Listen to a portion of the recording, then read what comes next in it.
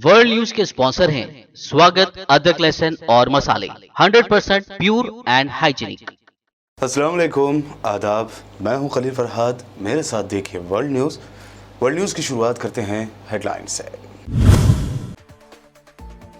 Saudi हुकूमत का बड़ा ऐलान, ख़वातीन को दी गई बग़ैर महरम के उम्रा करने की इजाज़त। सऊदी वज़ीर हज व उम्रा ने उम्रा को मज़ीद डिजिटलाइज्ड करने का भी किया दावा। ईरान में हिजाब के खिलाफ ख़वातीन के एहतजाज में आ रही है शिद्दत। एहतजाजियों को उकसाने के इल्ज़ाम में साबिक़ सदर की बेटी फ़ायज़ा हाशमी को किया गया गिरफ्तार।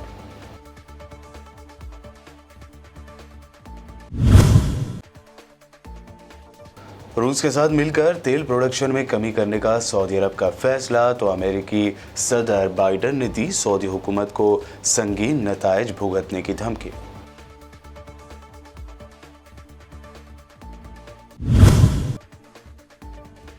कफ सिरप पीकर 66 बच्चों की मौत के मामले पर हुकूमत हुई सख्त। मेडेन कंपनी को नोटिस जारी करके पूछा क्यों ना आपका लाइसेंस कैंसिल कर दिया जाए।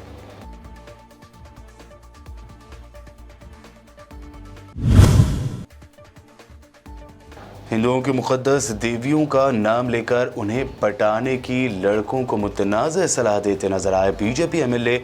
सोशल मीडिया पर वायरल हुआ वीडियो।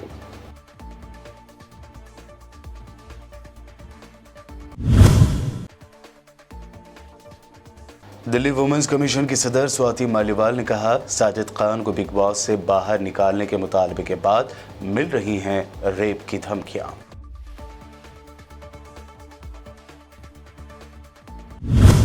ये थे हेडलाइंस। बढ़ते हैं खबरों की तफसील की जानिब। सऊदी हुकूमत ने बड़ा ऐलान करते हुए ख़वातीन को बग़ैर महरम उम्रा अदा करने की इजाज़त दे दी है। इस ऐलान के साथ ही अब दुनिया भर की ख़वातीन बिना महरम के उम्रा अदा कर पाएंगे।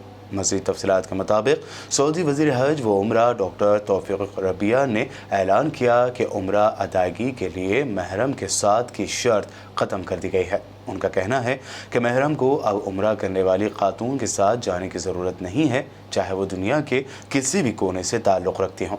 उनका मज़ीद कहना था कि हरमैन शरीफैन के आज़मीन को सहूलतों की फ़राहमी के लिए जदीद टेक्नोलॉजी का इस्तेमाल और डिजिटलाइजेशन की गई है, जिसमें रोबोट्स का इस्तेमाल भी शामिल है।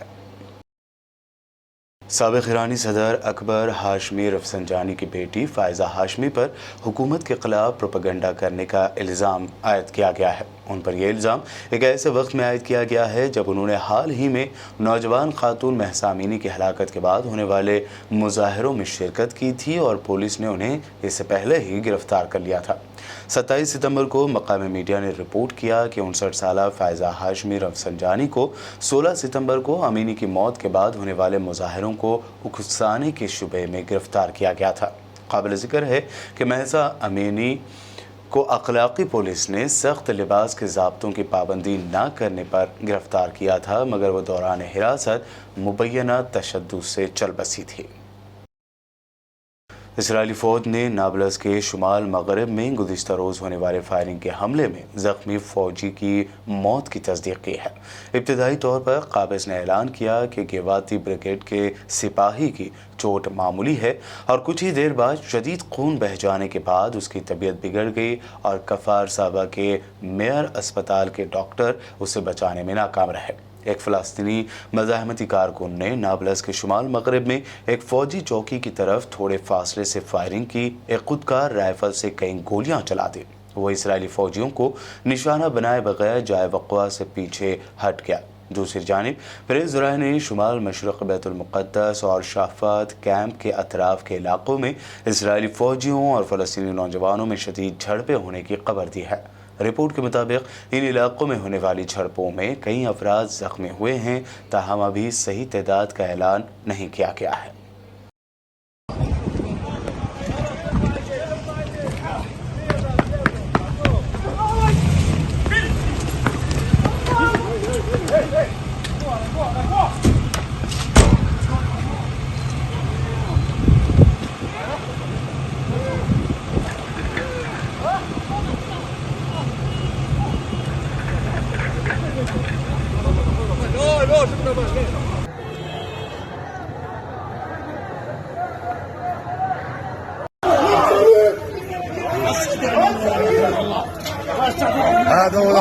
ولاد الشرموطة اخوات الشرموطة انو هذا طلعوا كيف بيتعاملوا مع واحد عيان هل تجد لي ليه؟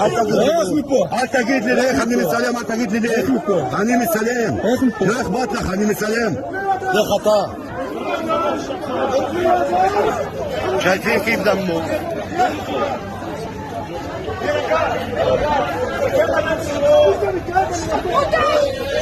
هات شرموطة يا بيت جماعة تستنى انت تاكل سمك خلي خلق سمك يا اولاد الزنا يا منايك Seguire ambulância, Magal. Seguire ambulância. Não quer fato. Seguire ambulância. Seguire ambulância. Ukraine की दारुल-हुकूमत कीव और उसके नवाही शहरों पर गुज़िश्ता रोज़ होने वाले रूसी मिसाइल हमलों के बाद कीव और बाज़ दूसरे शहरों में खतरे के सायरन बजाए जा रहे हैं। इन सायरनों के दरमियान यूक्रेनी अवाम दहशत में ज़िंदगी गुजार रहे हैं। ज़ापोरिज़िया के इलाके में यूक्रेन की फ़ौजी तनसीबात और गोदामों पर रूसी मिसाइल हमलों के बाद मुतादिद धमाके सुनाई दिए और ऐसी खबरें मिल रही हैं जिसके मुताबिक रशिया टुडे चैनल ने यूक्रेनी हुक्काम के हवाले से बताया है कि थर्मल पावर हाउस को ड्रोन हमले का निशाना बनाया गया। एक और न्यूज़ एजेंसी ने भी मकामी ज़राए के हवाले से ओडेसा शहर में धमाकों की खबर दी है, जबकि स्पुतनिक न्यूज़ ने मुकामी मीडिया के हवाले से बताया है कि वेंटसा के इलाके में भी कई धमाके हुए हैं।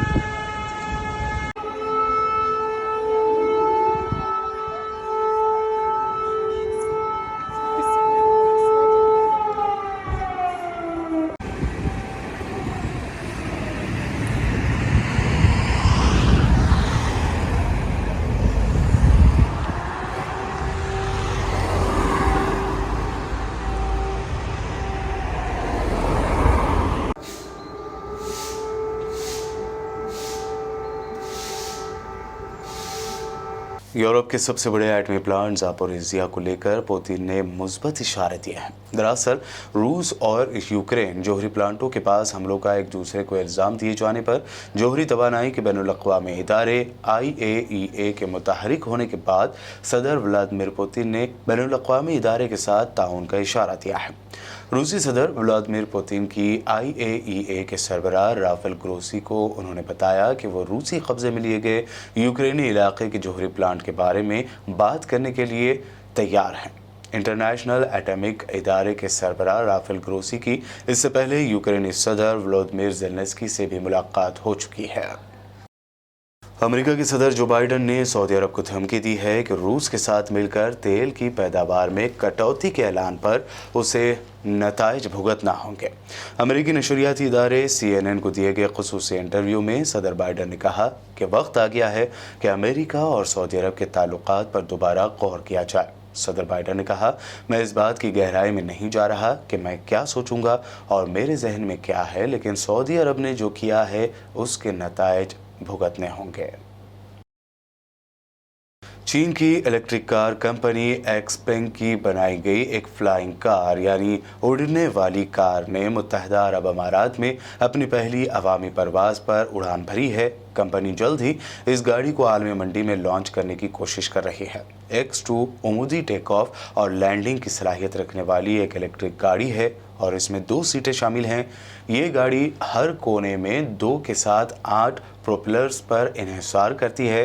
गाड़ी बनाने वाली कंपनी ने 90 मिनट की इस आजमाइशी परवाज को उड़ने वाली कारों की नेक्स्ट जनरेशन के लिए एक अहम बुनियाद इसे करार दिया है। वर्ल्ड न्यूज़ में वक्त हुआ है एक शॉर्ट ब्रेक का। जल्द लौटेंगे और देखेंगे मज़ीद अहम खबरें।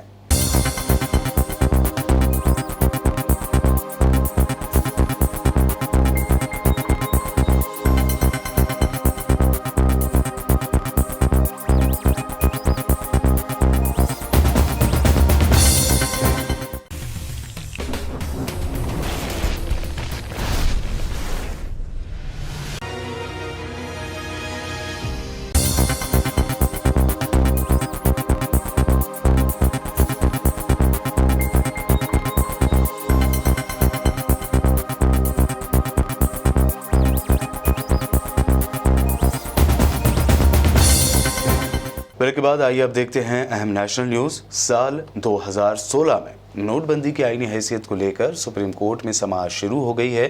Justice S Abdul Nazeer, justice BR गोई, justice S Bopanna, justice V Ramasubramaniam और जस्टिस BV नाग रत्ना के बेंच इस मामले में समाअत कर रहे हैं। नोटबंदी की आईनी हैसियत पर सुप्रीम कोर्ट ने मरकज की मोदी हुकूमत से सवाल पूछा है। अदालत ने कहा कि क्या सुप्रीम कोर्ट को मुस्तकबिल के लिए कानून तय नहीं करना चाहिए? क्या RBI एक्ट के तहत नोटबंदी की जा सकती है?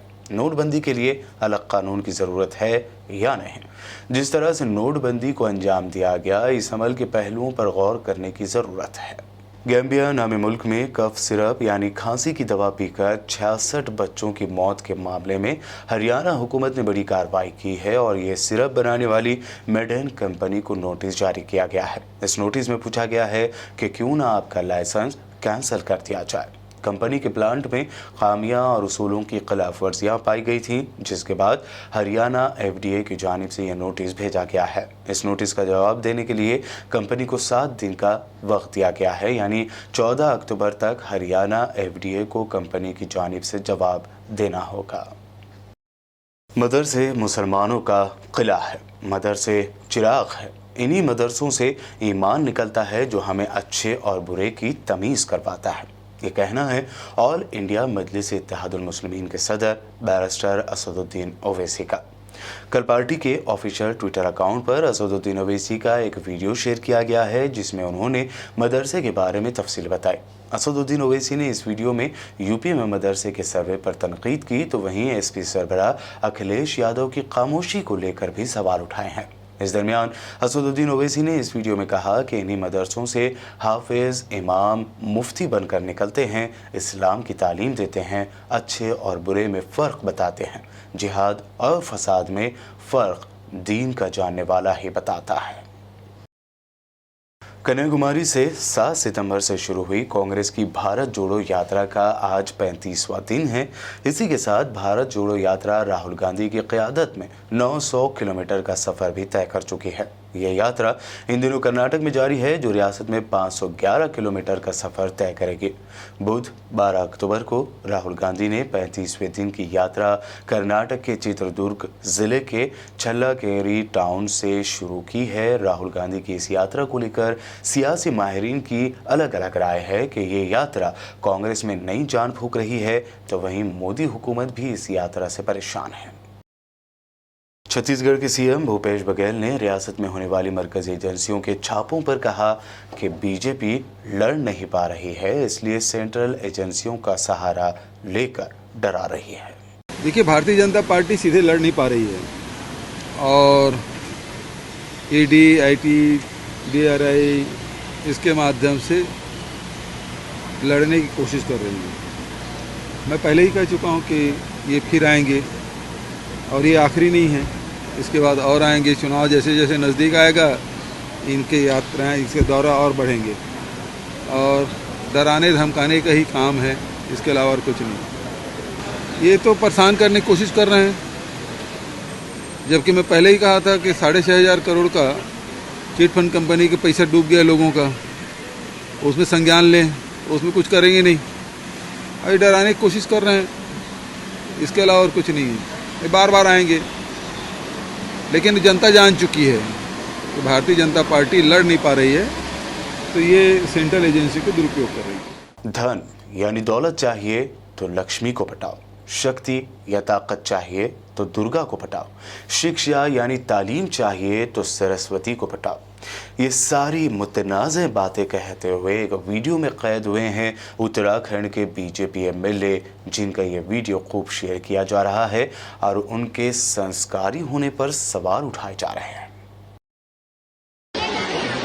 आज बालिकाओं के लिए अंतर्राष्ट्रीय दिवस हम मना रहे हैं। वैसे तो एक बात मैं बताऊं, अभी डॉक्टर साहब जी ने बहुत विस्तार से कहा और उन्होंने ये भी कहा बाद में कि लड़कों के लिए बाद में बताएंगे।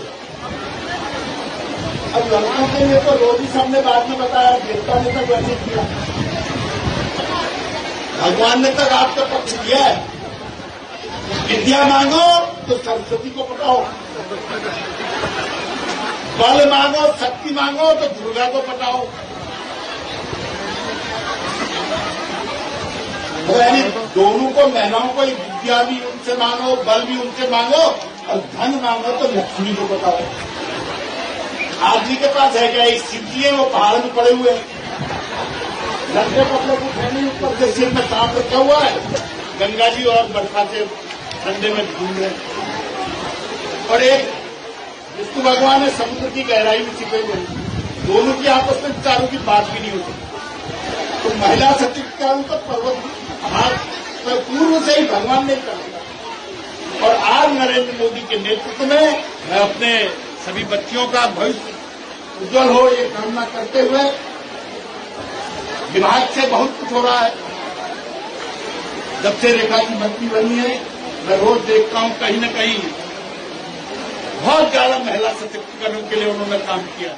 दिल्ली वुमेन्स कमीशन की सदर स्वाति मालीवाल को इंस्टाग्राम पर रेप की धमकियां मिल रही हैं। मालीवाल को 2 अलग अलग इंस्टाग्राम अकाउंट्स के जरिए धमकी दी गई है। दोनों यूजर्स ने उनके खिलाफ फहश अल्फाज का इस्तेमाल किया है और रेप की धमकी दी है। इसके बाद स्वाति मालीवाल ने मामले की शिकायत दिल्ली पुलिस से की है और इस मामले में मुलविस लोगों के खिलाफ केस दर्ज करने की मांग की है।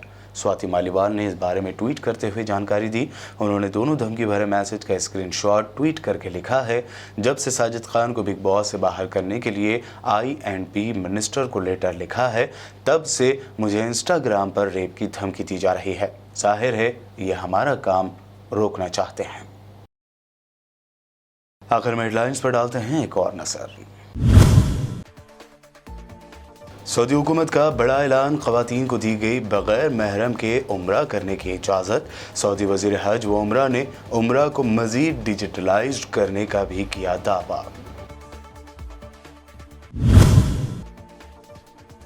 ईरान में हिजाब के खिलाफ ख़वातीन के एहतजाज में आ रही है शिद्दत। एहतजाजियों को उकसाने के इल्ज़ाम में साबिक़ सदर की बेटी फायजा हाशमी को किया गया गिरफ्तार।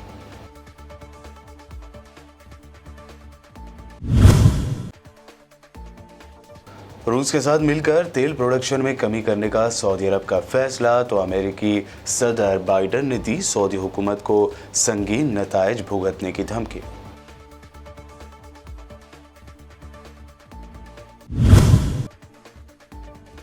कफ सिरप पीकर 66 बच्चों की मौत के मामले पर हुकूमत हुई सख्त। मेडेन कंपनी को नोटिस जारी करके पूछा क्यों ना आपका लाइसेंस कैंसिल कर दिया जाए।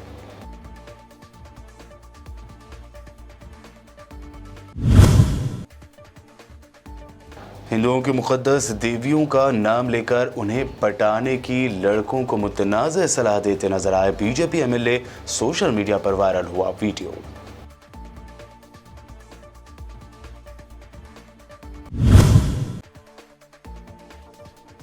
दिल्ली वुमेन्स कमीशन की सदर स्वाति मालीवाल ने कहा, साजिद खान को बिग बॉस से बाहर निकालने के मुतालबे के बाद मिल रही हैं रेप की धमकियां।